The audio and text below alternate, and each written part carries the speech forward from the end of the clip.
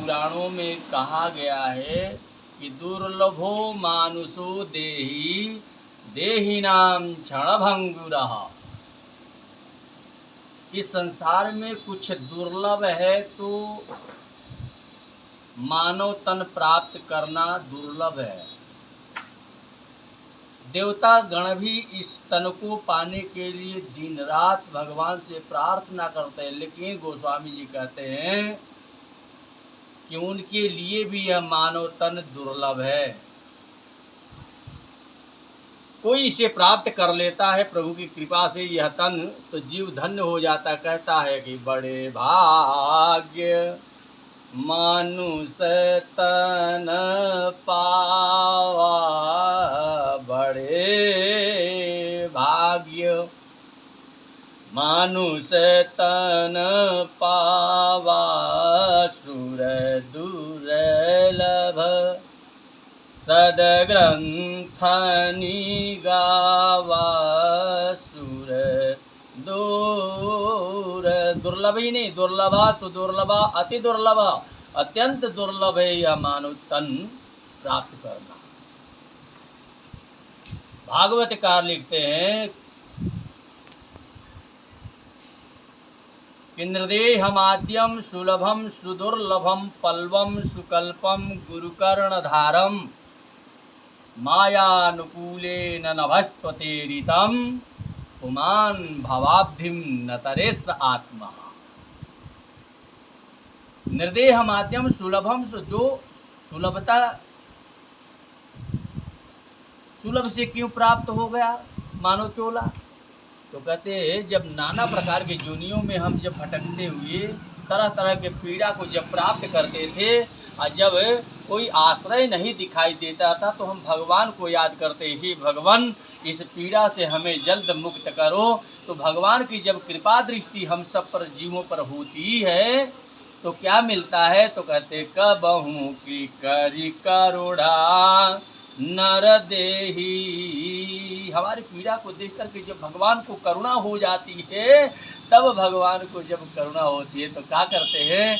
उनके करुणा का फल हमें क्या मिलता है? तो कहा कि कबहू की करी करुणा नर देही, देत ईस बिनु हेतु सनेही। उसके देने का कोई भी हेतु नहीं है, बस करुणा। जीवों की पीड़ा को देख करके जब उसे उसके मन में करुणा जगे तो वो फल मिला कि हमें मानव तन मिला। इसलिए सुलभ है, इसके लिए कोई हमें प्रयत्न नहीं करना पड़ा, सुलभता से ईश्वर की कृपा से हमें प्राप्त हो गया। कहते निर्देह माध्यम सुलभम सुदुर्लभम पल्वम सुकल्पम। इस सुकल्प अर्थात भवसागर से पार जाने के लिए यह नर्तन नौका है हमारे लिए। इसी नौका में सवार होकर के हम इस भवसागर से पार जा सकते हैं। अर्थात अपने जीवन का जो मुख्य उद्देश्य है ईश्वर को प्राप्त करना, मोक्ष को प्राप्त करना, वो मोक्ष हम प्राप्त कर लेते हैं। निर्देह माध्यम सुलभम सुदुर्लभम पल्वम सुकल्पम। इस सुकल्प का भवसागर का पल्वा अर्थात नाव है यह मानव चोला। ये भगवान ने हमें कृपा करके दे दिया। इस नौका के द्वारा तू भव से पार जा सकता है और भगवान से मिल सकता है। इस तन के द्वारा ये नौका है तुम्हारे लिए।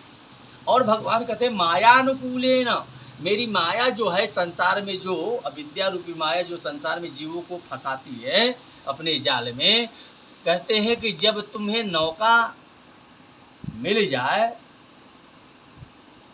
तो इस नौका का कोई ना कोई केवट कर्णधार होना चाहिए, क्योंकि बिना कर्णधार के नाविक की यह नाव पार नहीं जा सकती। तो कहा इस नाव को पार लगाने के लिए तुम्हें केवट की आवश्यकता होगी, मलाह। तो केवट कौन है? कहा कि इस मानव रूपी नाव के लिए गुरुदेव संत ही नाविक है। गुरु कर्णधारम।